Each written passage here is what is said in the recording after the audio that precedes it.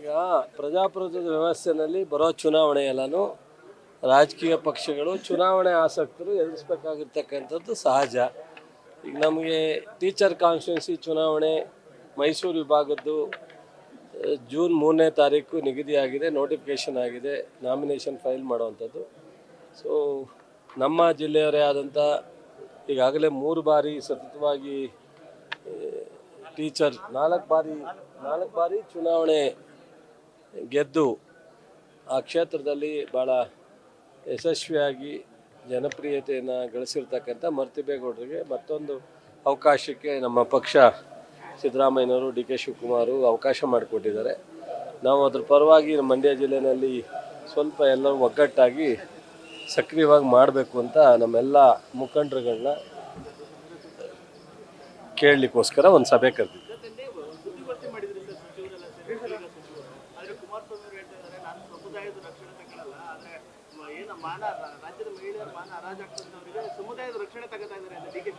ಯಾರು ರಾಜ್ಯದ ಮಹಿಳೆಯರನ್ನ ಮರ್ಯಾದೆ ತೆಗೆದಿರೋರು? ನಿನ್ನ ಲೆಕ್ಕದಲ್ಲಿ ಯಾರಪ್ಪ? ಅಲ್ಲಲ್ಲ, ಆಯಿತು, ಅವ್ರು ಹೇಳಿದ್ರು. ನಿಮ್ಮ ಲೆಕ್ಕದಲ್ಲಿ ಯಾರು ಅನ್ನಿಸ್ತದೆ? ಅಲ್ಲಲ್ಲ, ನೀನು ಒಬ್ಬ ಈ ರಾಜ್ಯದ ಪ್ರಜೆ ಅಲ್ಲ, ಮಾಧ್ಯಮ ಸ್ನೇಹಿತ ಅನ್ನೋದು ಒಂದು ಕಡೆ ಇರಲಿ. ಮಾಧ್ಯಮದವರಾಗಿ ಈ ರಾಜ್ಯದ ಅನೇಕ ಮಹಿಳೆಯರನ್ನ ಇವತ್ತು ಈ ಪರಿಸ್ಥಿತಿಗೆ ಬರಲಿಕ್ಕೆ ಕಾರಣಕರ್ತರು ಯಾರು?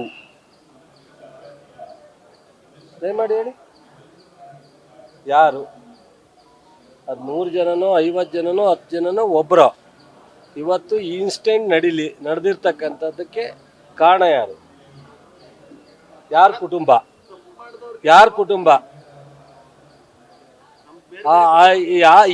ಏನು ಸಾಧನೆಗೋಸ್ಕರ ಪ್ರತಿಭಟನೆ ಮಾಡಿಸ್ತಾ ಇದ್ದಾರೆ? ಯಾವ ವಿಚಾರಕ್ಕೆ ಪ್ರತಿಭಟನೆ ನಡೀತಾ ಇದೆ? ಡೈವರ್ಟ್ ಮಾಡ್ಲಿಕ್ಕ ಅಥವಾ ಇಲ್ಲ ನಮ್ಮ ಹುಡುಗ ಮಾಡೋದು ಸರಿ ಇದೆ ಸಂತೋಷಕ್ಕ? ಇಷ್ಟು ಜನ ಕುಟುಂಬ ಬೀದಿಗೆ ಬಂದಿದಾರಲ್ಲ, ಅವ್ರ ಕುಟುಂಬದಲ್ಲಿ ಪಕ್ಕದ ಮನೆ ಮದುವೆಗೆ ಹೋಗೋಕೆ ಯೋಚನೆ ಮಾಡುವಂಥ ಪರಿಸ್ಥಿತಿ, ಮನೆಯಲ್ಲಿ ಒಟ್ಟಿಗೆ ಕೂತ್ಕೊಂಡು ಊಟ ಮಾಡೋಕ್ಕಾಗದೇ ಇರೋ ಪರಿಸ್ಥಿತಿ ಇದಾರಲ್ಲ ಕುಟುಂಬ. ಅದೆಲ್ಲ ಸಾಧನೆ ಏನೋ ಒಂದು ಕಾರಣಕ್ಕೋಸ್ಕರ ಪ್ರತಿಭಟನೆನ ಯಾವ ವಿಚಾರದಲ್ಲಿ ಪ್ರತಿಭಟನೆ ಮಾಡಬೇಕು ಅದು ಮಾಡಿದ್ರೆ ಅದಕ್ಕೆ ಅರ್ಥ ಇರ್ತದೆ. ಒಬ್ಬರು ಮಾಜಿ ಮುಖ್ಯಮಂತ್ರಿಗಳಾಗಿರ್ತಕ್ಕಂಥವ್ರು ಈ ಥರ ದಿನನಿತ್ಯ ಇದ್ದೇ ಒಂದು ಬೀದಿ ರಂಪ ಆದಿ ರಂಪ ಮಾಡ್ಕೊಂಡು ನಿಂತಿರ್ತಕ್ಕಂಥದ್ದು ಎಷ್ಟರ ಮಟ್ಟಿಗೆ ಸರಿ ಅಂತ ಅವರೇ ಯೋಚನೆ ಮಾಡ್ಬೇಕು. ನಾವು ಇದ್ರ ಬಗ್ಗೆ ಹೆಚ್ಚು ಮಾತಾಡಲಿಕ್ಕೆ ನಮಗೆ ಮುಜುಗರಾಗಿ ನಿನ್ನೆ ಮಾಧ್ಯಮದಲ್ಲಿ ಹೇಳಿದ್ವಿ. ಅವನು ಕೆಲವಾರು ಕ್ವಶನ್ ಆಗ್ತಾ ಇದ್ದ. ಹಿಂದೆ 6 ತಿಂಗಳಿಂದ ನೀವೇ ನನಗೆ ಮಾತಾಡಿದ್ರಿ, ಈ ವಿಚಾರ ನನಗೆ ಗೊತ್ತಿದೆ ಅಂತ ಹೇಳಿದ್ರಿ ಅಂತೆಲ್ಲ ನೋಡಿದ್ರಾ? ಪವರ್ ಟಿ ವಿಲಿ ಯಾರೋ ಇದ್ದಾರಾ? ಹೌದು, ಹಂಗಾರೆ ಈಗ ಯಾರ ಪರ ಸ್ಟ್ರೈಕ್ ಮಾಡ್ತಾವ್ರೆ? ಈಗ ಆ ಹೆಣ್ಣುಮಕ್ಕಳು, ಆ ಸಂತ್ರಸ್ತರ ಬಗ್ಗೆ ಇವರು ಅನುಕಂಪ ತೋರಿಸ್ಲೇ ಇಲ್ವಲ್ಲ. ಅವ್ರಿಗೆ ಅಟ್ಲೀಸ್ಟು ನಾವು ಸಾರಿ ಕೇಳಲೇ ಇಲ್ವಲ್ಲ. ಇವರು ನಿಮಗೆ ಅನ್ಯಾಯ ಆಗಿದೆ, ಅದ್ರ ಬಗ್ಗೆ ನಾವು ಇದ್ದೀವಿ ಅಂತ ಹೇಳಲೇ ಇಲ್ವಲ್ಲ. ನಾವು ಆ ಅನುಕಂಪನ ಇವರು ತೋರಿಸ್ಲೇ ಇಲ್ವಲ್ಲ. ಒಬ್ರಿಗೂ ಟಿ ವಿ ಮಾಧ್ಯಮದ ಮೂಲಕನೂ ಇವರು ಅವ್ರಿಗೆ ಸಾಂತ್ವನೇ ಹೇಳಲಿಲ್ವಲ್ಲ, ಸಾರಿ ಕೇಳಲೇ ಇಲ್ವಲ್ಲ. ಇವರು ಹೋರಾಟ ಈಗ ಆಯಿತು, ಪ್ರಜ್ವಲ್ನ ಕರ್ಸೋದು ಜವಾಬ್ದಾರಿ ಯಾರ್ದು? ಈಗ ನೀವು ಯಾರಾದ ಸಾಮಾನ್ಯ ಜನರ ಒಬ್ಬ ಅಕ್ಯೂಸ್ ಹೊರಗಡೆ ಹೋದರೆ ಅವ್ರ ಅಪ್ಪನ ಕರ್ಸಿ ಕೂರಿಸ್ತೀರಾ? ಅವ್ರ ಅಣ್ಣನ ಕರ್ಸಿ ಕೂರಿಸ್ತೀರಾ ಪೊಲೀಸ್ನವರು? ಈಗ ಅಲ್ಲಲ್ಲ ಅಂತ ಈಗ ಇವರೇ ಹೇಳಲ್ವಾ, ಏಯ್ ಅದು ಯಾರು ಕರೀರಿ ಕರ್ಸ್ರಿ ಅಂತ ಅನ್ನಲ್ವಾ? ಈಗ ಇವ್ರ ಜವಾಬ್ದಾರಿ ತಗೊಂಡು ಕರ್ಸ್ಬೇಕಲ್ಲ. ಯಾರ ಕಳಿಸಿರ್ಲಪ್ಪ. ಈಗ ಅವರ ಅಣ್ಣನ ಮಗ ಪ್ರಜ್ವಲ್ಲು ಸಂಬಂಧ ಇಲ್ಲ ಅಂದರೆ ಯಾರ ಪರ ಇವತ್ತು ಈ ಪ್ರತಿಭಟನೆ?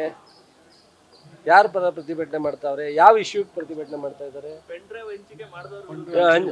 ಪೆನ್ ಡ್ರೈವ್ ಎಲ್ಲಿಂದ ಬತ್ತು? ಪೆನ್ ಡ್ರೈವ್ ಮಾಡಿದವ್ರು ಯಾರು? ರೆಕಾರ್ಡ್ ಮಾಡಿದವ್ರು ಯಾರು? ಇಷ್ಟು ಸಂತ್ರಸ್ತರ ಬೀದಿಗೆ ತಂದವ್ರು ಯಾರು? ಹಂಗಾರೆ ಅದು ಯಾವುದು ಬೇಡವಾ? ಈಗ ಯಾವ್ದಾರ ವಿಚಾರನ ಸೋಷಿಯಲ್ ಮೀಡಿಯಾದಲ್ಲೋ ಅಥವಾ ಇನ್ಯಾವುದೋ ರೀತಿಯಲ್ಲಿ ಹೋದಾಗ ಅದಕ್ಕೆ 108 ದಾರಿಗಳು ಸಿಕ್ಬಿಡ್ತವೆ, ಎಲ್ಲೆಲ್ಲೋ ಹೊರಟೋಗ್ತವೆ. ನಾವು ಅದನ್ನು ಹುಡ್ಕದ ಪ್ರಾರಂಭದಲ್ಲಿ ಈ ಇನ್ಸಿಡೆಂಟ್ ಆಯ್ತಲ್ಲ, ಇದಕ್ಕೆ ಯಾರು ಕಾರಣಕರ್ತರು? ಸೊ ರೆಕಾರ್ಡ್ ಮಾಡಿದವ್ರು ಯಾರು? ಆ ರೆಕಾರ್ಡ್ ಮಾಡಿದವರಿಂದ ಎಲ್ಲಿಗೆ ಹೋಯ್ತು? ಅವ್ಯಾವು ಬೇಡ ಅಂತಂದರೆ ಒಬ್ಬ ಏನಾರ ಚರ್ಚೆ ಆಗಿರಲಿ, ದೇವರಾಜೇಗೌಡ, ಶಿವರಾಮೇಗೌಡ ಏನಾರ ಚರ್ಚೆ ಆಗಿರಲಿ, ರಾಜ್ಯದ ಒಬ್ಬ ಉಪಮುಖ್ಯಮಂತ್ರಿಗಳವರು ಪ್ರದೇಶ್ ಕಾಂಗ್ರೆಸ್ ಅಧ್ಯಕ್ಷರ ಜೊತೆಗೆ ರಾಜ್ಯದ ಉಪಮುಖ್ಯಮಂತ್ರಿಗಳು.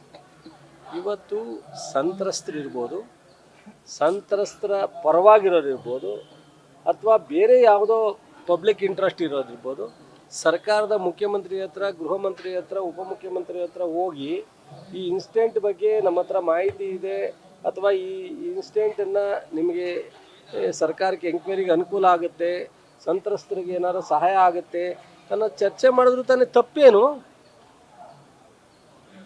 ಒಂದೇ ಚರ್ಚೆ ಮಾಡಿದ್ರೆ ಅದು ಅಪರಾಧನ? ಸೊ ಮೂಲ ಈ ಇಷ್ಟೂ ಜನ ಸಂತ್ರಸ್ತರಿದಾರಲ್ಲ, ಅದು ಎಷ್ಟು ಜನ ಏನು ಅನ್ನೋದು ಎಂಕ್ವೈರಿನಲ್ಲಿ ಗೊತ್ತಾಗಬೇಕು. ಇಲ್ಲ ಯಾರು ಇದನ್ನು ರಿಲೀಸ್ ಮಾಡಿದ್ದಾರೆ, ಪ್ರಾರಂಭದಲ್ಲಿ ರೆಕಾರ್ಡ್ ಮಾಡಿದ್ದಾರೆ, ಅವ್ರು ಹೇಳಬೇಕು. ಯಾರು ತಪ್ಪಿತಸ್ಥಿದ್ದಾರೆ ಅವ್ರು ಹೇಳ್ಬೇಕು, ನಾನು ಇಷ್ಟು ಜನ ಜೊತೆ ಈ ಥರ ಎಲ್ಲ ಇತ್ತು ಅಂತ. ನಮಗಂತೂ ಅದು ಗೊತ್ತಿಲ್ಲ. ಎನ್ಕ್ವೈರಿ ಆಗಂಟ ನಾವು ತಾಳ್ಮೆ ಇದ್ದೀವಿ, ಇವ್ರಿಗೆ ತಾಳ್ಮೆ ಇಲ್ಲ.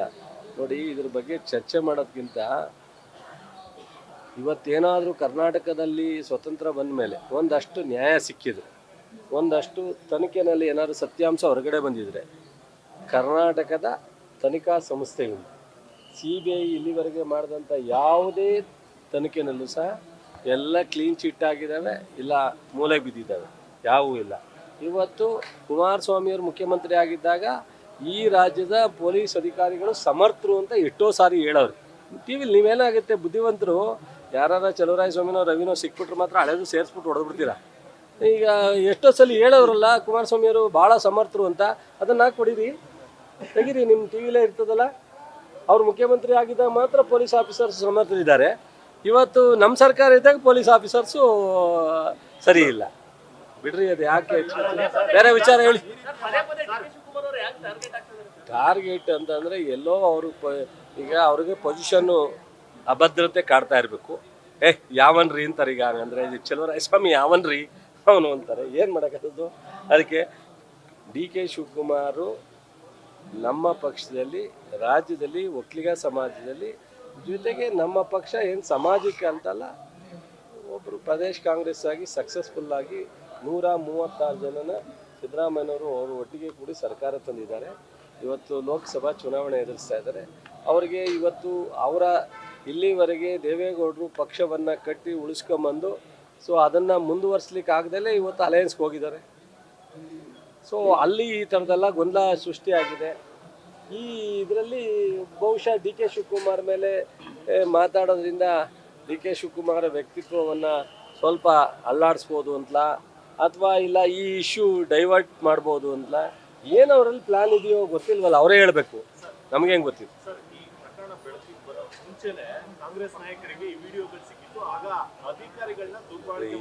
ಗುರು ಸುನಿ ಭಾಳ ತಪ್ಪಾಗಿ ಮಾತಾಡಬೇಡಿ. ಅವ್ರು ಹೇಳಿದ್ರು ಅಂತ ನೀವು ಹೇಳ್ಬಾರ್ದು.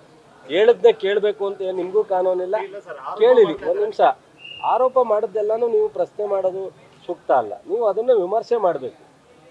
ಸೊ ಯಾರು ಇವನು ಡ್ರೈವರ್ ಇದ್ದಾನೆ, ಡ್ರೈವರ್ ಹೇಳ್ತಾನೆ 1 ವರ್ಷ ಮುಂಚಿತವಾಗಿ ದೇವರಾಜೇಗೌಡಕ್ಕೆ ಕೊಟ್ಟಿದ್ದೆ. ದೇವರಾಜೇಗೌಡ ನಾನು ಕ್ಯಾಂಡಿಡೇಟು BJPನಲ್ಲಿ ಕ್ಯಾಂಡಿಡೇಟ್ ಆಗಿದೆ ಅಂತ 1 ವರ್ಷ ಮುಂಚಿತವಾಗಿ ಪವರ್ ಟಿವಿಗೆ ಹೇಳ್ತಾರೆ.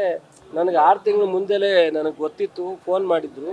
ಬಟ್ ನಾನು ಅಮಿತ್ ಶಾನು ನಂಗೆ ಹೇಳಿದ್ರು ಬೇಡ ಅಂತ ಟಿಕೆಟು. ನಾನು ಹೇಳಿದೆ, ಹಂಗೂ ಹಠ ಮಾಡಿ ನಮ್ಮ ಮನೆಯಲ್ಲಿ ಟಿಕೆಟ್ ಕೊಟ್ಟರು ಅಂತ ಕುಮಾರಸ್ವಾಮಿಯವರೇ ಇದಕ್ಕಿಂತ ಮೊದಲು ಪವರ್ ಟಿವಿ ಜೊತೆ ಮಾತಾಡ್ತಾರೆ. ಪವರ್ ಟಿವಿಯನ್ನು ಮಾತಾಡ್ತಾ ಹೇಳ್ತಾರೆ ಸೆಟ್ರು. ಸೊ ಇವೆಲ್ಲ ಇರಬೇಕಾ, ಒಂದು ನಿಮಿಷ, ಇವೆಲ್ಲ ಇರಬೇಕಾದ್ರೆ ಆ ಹುಡುಗ, ಆ ಡ್ರೈವರು ಹೇಳ್ತಾನೆ, ನಾನು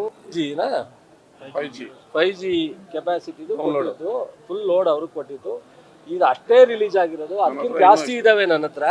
ನಾನು ಕೊಟ್ಟಿದ್ರೆ ಜಾಸ್ತಿ ರಿಲೀಸ್ ಆಗಿರೋದೆಲ್ಲ ಸಿಕ್ತಿತ್ತು, ಅವ್ರ ಹತ್ರ ಮಾತ್ರ ರಿಲೀಸ್ ಆಗಿರೋದ್ರಿಂದ ಇಟ್ಟು ಅಂತ. ಮತ್ತು ಕುಮಾರಸ್ವಾಮಿನೂ ಅವರು ಭೇಟಿಯಾಗವ್ರೆ.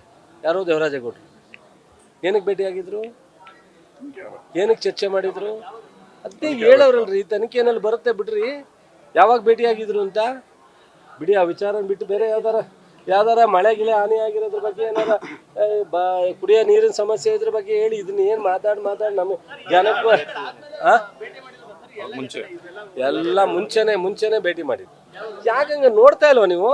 ಬೆಳಗ್ಗೆಯಿಂದ ಚರ್ಚೆ ನಡೀತಾ ಇದಲ್ಲ ಟಿವಿ ಮುಂದೆಲ್ಲ. ಟಿವಿಲಿ ನೋಡಿ ಎಲ್ಲ ವಿಚಾರ ತಿಳ್ಕೊಳ್ಳಿ. ನಾಳೆ ನಾನು ಬರ್ತೀನಿ, ಬಂದಾಗ ಚರ್ಚೆ ಮಾಡೋಣ. ಹೇಳಿದ್ದೀನಿ ಡಿ ಸಿ ಅವರಿಗೆ ಎಲ್ಲೆಲ್ಲಿ ಡ್ಯಾಮೇಜ್ ಆಗಿದೆ ಅದೆಲ್ಲ ವರದಿ ತರಿಸ್ಕೊಂಡು ಪ್ರಥಮ ಹಂತದ ಏನೇನು ಮಾಡ್ಲಿಕ್ಕೆ ಸಾಧ್ಯನೋ ತಕ್ಷಣ, ಮತ್ತು ನಮ್ಮ ಈ ಚೆಸ್ಕಾಂ ಅಧ್ಯಕ್ಷರು ಇದ್ದಾರೆ, ನಮ್ಮ ರವಿಯವರು ಭಾಳ ಮಂಡ್ಯದಲ್ಲಿ ಹೆಚ್ಚು ಹಾನಿಯಾಗಿದೆ ಅಂತ ಹೇಳಿದ್ದಾರೆ. ಸೊ ಸರ್ಕಾರದಿಂದ ಏನು ಪರಿಹಾರವನ್ನು ಕೊಡ್ಲಿಕ್ಕೆ ಸಾಧ್ಯ ರೆವಿನ್ಯೂ ಇಲಾಖೆಯಿಂದ ತರಿಸಿ ತಕ್ಷಣ ಮಾಡಬೇಕು ಅಂತ ಹೇಳಿದ್ದೀವಿ. ತಾತ್ಕಾಲಿಕ ತೊಂದರೆ ಇರೋದನ್ನ ಪರಿಹಾರ ಮಾಡಲಿಕ್ಕೆ ಹೇಳಿದ್ವಿ. ಥ್ಯಾಂಕ್ಸ್. ನ್ಯೂಸ್ ಫಸ್ಟ್ ನಿರ್ಭೀತಿಯಿಂದ ನಿಮ್ಮ ಪರವಾಗಿ.